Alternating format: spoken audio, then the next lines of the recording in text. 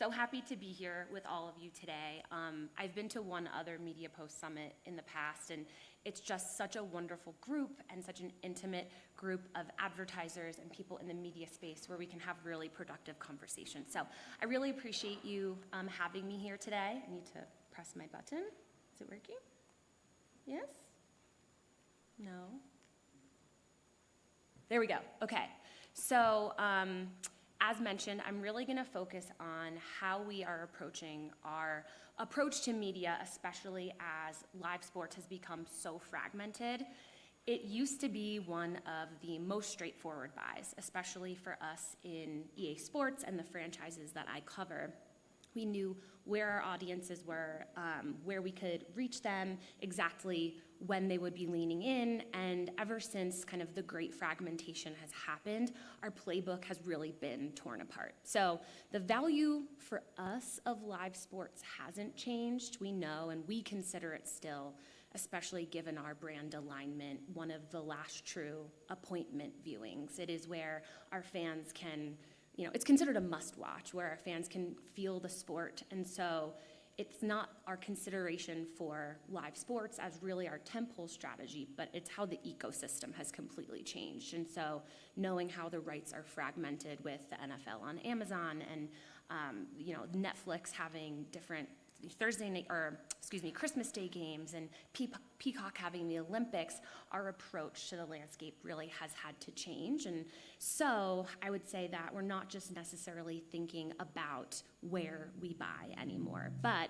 it's how we make all of those moments count and how we're connecting really meaningfully across the season with our audiences. So this was never more clear than at the upfronts this year. We saw that sports were really front and center and all of the different distribution partnerships, especially for the NFL and for the NBA. And so it kind of brings me back to my last point about, for us, that live sports moment is where we want to make sure that we are prioritizing that appointment viewing. We know, we've all heard about the decline in viewership and ratings across linear, but that hasn't necessarily held true for sports, even though we are simulcasting and people are viewing it in different ways, and the different broadcast partners are really doubling down on their investment in sports. So the deals are all different, and it's really driven by that viewership across the streaming platforms. And so we think about Amazon, that's really interesting for us because it provides that closed loop. And so it doesn't even account for the different leagues and partners that have their own streaming content. I know my husband watches the Mets on the MLB app, and the Mets also have the SNY, so there are just more places to consume this sports content than ever before. And we think we have really intriguing and compelling content to share. So this is just a quick view of our 30-second TV spot for Madden 26 this year. Rated E for everyone. Yo, that's Ben. Yeah, I'm like that. Bro, I'm telling you, the game god's looking like cheat codes. That's no cheat code, baby. That's just you. The game is a mirror. Years of NFL data. Your play calls, your game. Oh, yeah. Madden's not fantasy. It's facts. You know what? Oh. Let's get it. Player, you just fumbled your own fade. Now you look crazy. Madden NFL 26, built from real NFL data, built from Sundays. So Madden especially is really grounded in football strategy. John Madden had a vision for what this game could be, and so we've really moved to that entertaining spot where we're not necessarily doubling down on all the history, but talking about how it's built in real data, showing a little bit of gameplay, but trying to engage our audiences. So there is a unique challenge for us on EA Sports. We have ambitions to make every sports fan an EA Sports fan. But if we spent to that level, like a State Farm or Verizon that are across all NFL games, we would go broke. So we have to be very strategic about how and where we're showing up, especially as we're looking to bring in younger audiences who are Gen Z, Gen Alpha. They are double, triple screening, watching clips. So we consider ourselves also in a very unique position with this portfolio of different sports games that we have at the intersection of sports and games and fandom. So we have this unique iterative approach where we have annual titles that come out every year. So we have to make sure that we're communicating the value. We also have this alignment with real sports. So thinking about our media plan is also making sure that we're aligning with those sports adjacent moments that really matter to our fans, especially because they really just don't watch anymore. They're playing and streaming and engaging. So our biggest challenge is how do we make sure that we're consistently showing up in those moments for our fans. So what I'm gonna do is specific to our American football portfolio, walk you through what our typical playbook has looked like for the last few years. Our American football portfolio is Madden, and then as of last year, we brought back the franchise previously known as NCAA, but now is EA Sports College Football. So as complex as the fragmented TV landscape is, so are our audiences. And so we really do ground the beginning of any of our media work with our audience strategy and our audience approach. And after we determine what our business objectives are, what our audience is, our audience candidly hasn't changed much year over year. It is really this male sports fan who owns a console. We used to have age qualifiers, but we have since removed them just because we don't want to, miss an opportunity to reach as many sports fan gamers as possible. And so through all of this audience work, we look at consumption behaviors, purchase barriers, what changes in the landscape are changing their consumption behavior. And we've really been able to pull out nuggets about our audience that help to drive where we plan, where we buy, and where we show up. So we know our Madden fans are listening to 3 hours of streaming audio a day. That really gives us an opportunity on partners like Spotify.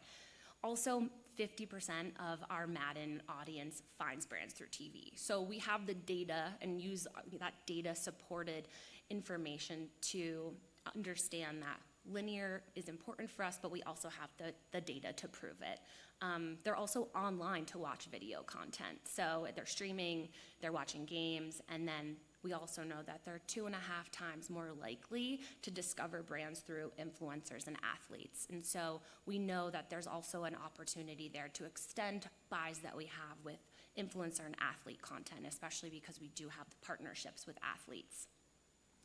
The next step is really mapping the season. So because I'm focusing primarily on American football, this is just a view of how we've looked at the tentpole strategy, looked at the different games, key matchups in college football. There's Thanksgiving Day games, there's NBA Christmas Day games, Rose Bowl for college in January before we think again about the NFL leading up to the Super Bowl. We have F1 games, we have the All-Star games, and then just this past year in the spring, we ran our first kind of brand campaign for American football during the NFL draft. So it was called The Call, and it really showed the progress from college into the NFL because of the unique opportunity to transition from our college game into Madden to be like a college athlete into the pros. And so throughout all of this, it helps us to identify what are those key tentpole moments. We can't be in all of them. We genuinely are trying to do more with less. So where are those key points in the season paired with where are those key moments in our life cycle of the game when we release? We release college in July, and then we release Madden in August. So we've had also second launch strategies to make sure we're aligning with the kickoff of each of the seasons.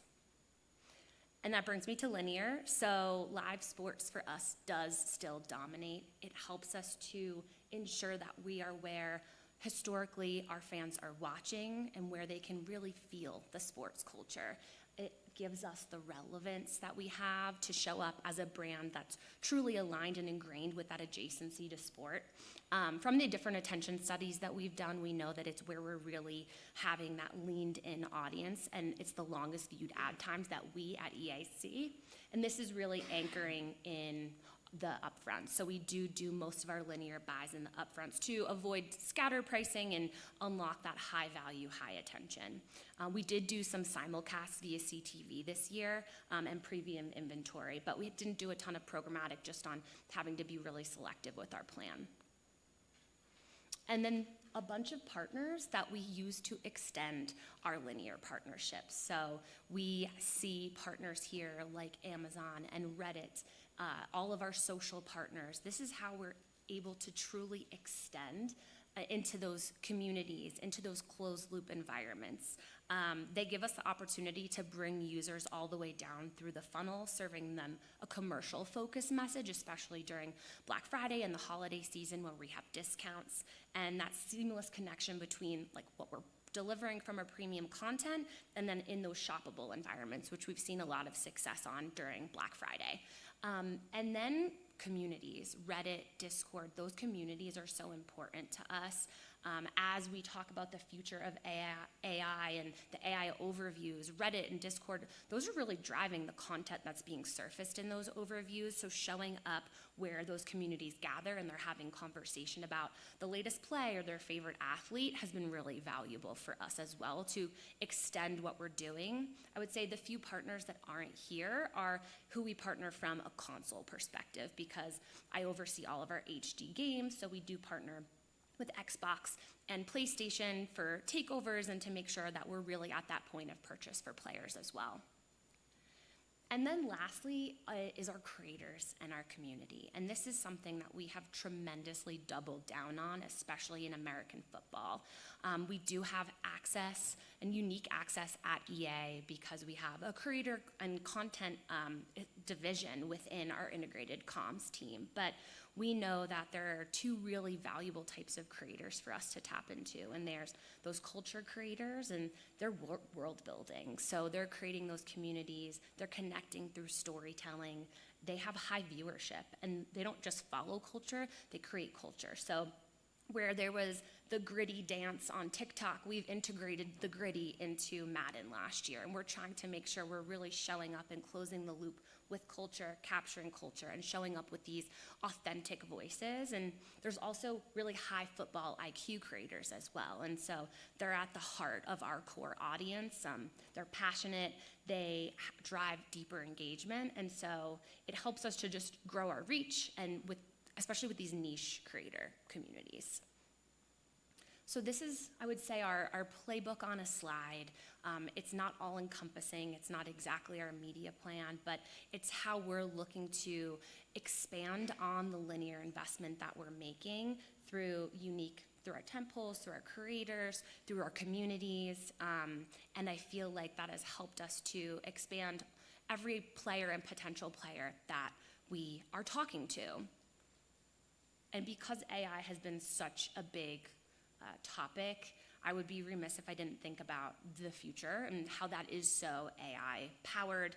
It's beyond the quality and the content and the volume, but we're thinking at EA about how we redefine. So how we're redefining viewership through immersion, through giving people that fantasy of being part of the game. And so what we've done in the last 2 years is the Peacock Madden cast. And this is really the convergence of the game and the sport, deepening fandom across the NFL. And we don't necessarily, I would say the key takeaway is we're trying to find opportunities where we don't necessarily buy the moment, but we're really creating a moment, which we do have a unique position with our partnership with the NFL and taking advantage of that. So this year's game was a couple weeks ago in November, the Bengals-Ravens. So I just wanted to leave you with a clip of our recap of last year and what we've been trying to do to create those moments. All right, here we go, everyone. 11 with the front. 3 and some music. 2, 1. Madcast on 3. 1, 2, 3. Madcast. Saturday matinee at Arrowhead Stadium in Kansas City. Virtual, come on over and meet reality. Blending the most popular video game of all time with an actual NFL game broadcast. Kay Adams is part of our team. She's with us at Arrowhead, and she has interacted with some of the players about this Madden opportunity. The guys are fired up and dialed in. I thought you might want to talk to Xavier Worthy and have an eye on him. Xavier Worthy, I'm hoping that the speed matches the production tonight is a night where you can do it. Butker kicks it away, and we are underway. Oh, not again. Got some room. Is he out of here? No way. Touchdown. That was a great play, man. Oh, he found it. Oh, that's a touchdown. Dalton Schultz with a touchdown. Looking at something that gives me an answer with protection if we see it, and then something that also gives me different layers. My go-to play is red zone scissors. That's my favorite play in Madden. Ooh, quick snap. Don't want to deal with protection. They got Nico. Great pass. Let's go, boy. Hey, they hit a corner route. Hashtag EA Sports Madden NFL Cast on social media. See what they've been doing offensively. Moving the spot, getting guys open in space. Best I could do for you, I give you a 76. A 76. A 76. If you can stop me, I promise you I'll give you a 90. Little zone here. B. Touchdown. End zone, Worthy again. Worthy. And you know what that means, baby. I do. He's getting a rating. He's getting a rating boost. Nothing hits like Madden NFL 25. Available now for up to 60% off. Congratulations on becoming the first ever EA Sports Madden NFL Cast Player of the Game. No, this is awesome. Anything that has John Madden's name on there, man, it's special. So I'm glad I'm able to win this, and we were able to get the win. Thanks for joining us on the EA Sports Madden NFL Cast. Awesome. All right, questions for Missy. Right over here. Tell us who you are, Tommy. Hey, Missy. Tommy Friend from Apartments.com. You mentioned earlier that you guys lifted your age caps from a targeting perspective. I was curious, like, what was the rationale behind that? And then there's pros and cons to everything. So what have you seen the trade-offs were by lifting those caps? So our approach is definitely different by age. Where we did not necessarily lift the age because of the parameters within digital platforms where we would end up pacing to ahead was social. We kept social leaning young because we know that that's where the audience was. From a linear perspective, we didn't want to miss who we knew was playing from, their younger years, from their teenage years, who still might be interested in the game, who might want to bring their children into the game for the first time and introduce it to their kids. So I feel like that multi-generational approach, again, has its benefits, but we didn't take it, I would say, as a one-size-fits-all. We did apply different parameters within the different platforms. Okay, right back here, Will. Will Vargas from PPK. Hey, how's it going? I was curious, are you guys leveraging your own media within your overall strategy, like with streamers, for example? So do you mean like within our other franchises, like cross-franchise approach? Like is your influencer by inclusive of streamers, or are you guys like partnering with them, or are you advertising on like Twitch or anything, or that's... So on Madden, we don't historically, but we do across other franchises. So on FC this year, we had a live broadcast, a landing page within Twitch as another way to reach players. We did a creator house on FC this year that was very focused on having creators playing the game for the first time, leveraging that content, putting paid amplification behind it. So very much partnering with these influencers and creators and trying to make sure that we're across Twitch, where we know people are really leaned into watching their favorite Twitch streamers as well. All right, last question right over here. Thank you so much. Hey, Missy, I'm Dan with Zynga, also in the video game space, sister. I actually was just weighing in my head too, curious for your perspective on the balance of going after the younger males, the boys that probably want the game but can't afford it, versus what you see results going after maybe their dads who have nostalgia for the game and the money to put it under the tree for the holidays for them or something like that. So how do you sort of balance that budget of we should go after the young guys who want to play the game versus the ones with the money who are going to buy it for them? That's a great question. I feel like we see our returning players come back a lot at launch, and really those new players at our holiday moment. And that's where we do have, historically at least, actually tapped into the nostalgia. I think one of the things that we're really thinking about now is EA Sports as a brand. Like, we all remember from the 90s, the EA Sports, it's in the game, like really trying to invest more in that to bring that back, where I feel like it'll tap into everything you just mentioned. We do see holiday as that like gift-giving moment. So especially where we're able to expand our audiences, we know new audiences come in. So I would say there's also that different tailored approach between our launch moment and then our holiday moment too. All right, Missy Nadler, thank you so much.